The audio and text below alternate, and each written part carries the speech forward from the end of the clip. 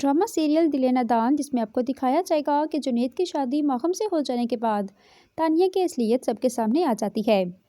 जाबियार तानिया को धक्के देकर अपनी ज़िंदगी से निकाल देता है और उसे कहता है कि मैं तुम जैसी लड़की के साथ कभी भी शादी नहीं करूँगा। इधर नाज़रीन, आप देखेंगे कि नगार बेगम को भी बहुत ज़्यादा इस चीज़ का पछतावा होता है कि उसने तानिया जैसी लड़की पे भरोसा करके कितना गलत किया है। अब नगार बेगम को अंदाज़ा हो जाता है कि जुनैद की तरह जाबियार भी उससे बहुत दूर हो चुका है। जाबियार सोचता है कि अगर जुनैद ने मेरी बीवी दुर्नयाब के साथ रिलेशन रखना होता तो फिर वो उसकी दोस्त माहम से शादी क्यों करता। यही बात सोचकर जाबियार के सामने तानिया की असलियत आ जाती है।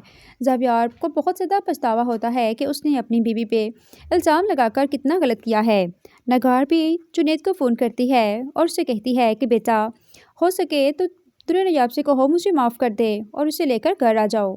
ये बात सुनकर जुनैद कहता है कि जब मैं आपको तानिया की असलियत बताता था तब आप लोग मेरी बात पे यकीन नहीं करते थे, तब आपको वही मासूम लगती थी। ये बात सुनकर निगार बेगम कहती हैं कि बेटा, मुझसे बहुत बड़ी गलती हो गई जो मैंने तानिया जैसी लड़की पे भरोसा किया। तुम प्लीज़ हैदर और दुर्नयाब को लेकर घर आ जाओ। जुनैद अपनी माँ से कहता है कि मैं आप भाभी से बात करूँगा, अगर वो मान गई तो मैं ज़रूर लेकर आऊँगा, लेकिन को घर लाने से पहले मेरी एक शर्त है।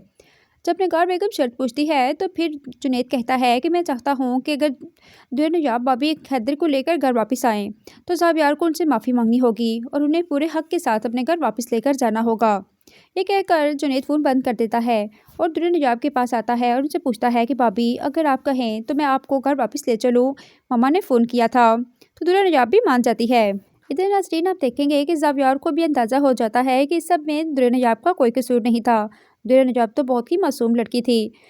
तो वो फिर दुर्नयाब से माफ़ी मांगता है और उसे अपने घर वापस ले चलता है। इस तरह ड्रामे की एंडिंग हो जाती है।